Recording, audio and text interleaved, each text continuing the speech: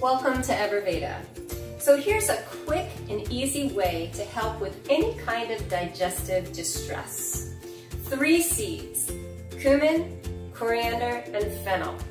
All extremely good for digestion, whether it's gas and bloating, or whether you have ama, which is the term in Ayurveda that represents toxins in the body, or whether you're just feeling heavy or sluggish and not able to digest food well.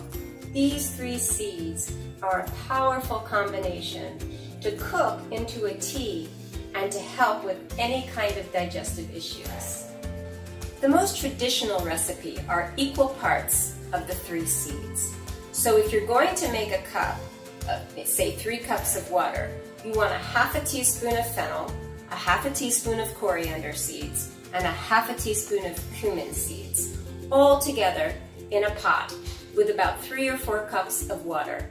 Bring it to a boil, and then turn the fire off and let it simmer for at least 5 minutes. It's that easy. This is one of the many practices that you will learn with us during retreat on our Ayurveda and Yoga immersion in Costa Rica this November. Check out PuraVedaRetreats.com and I'll see you there.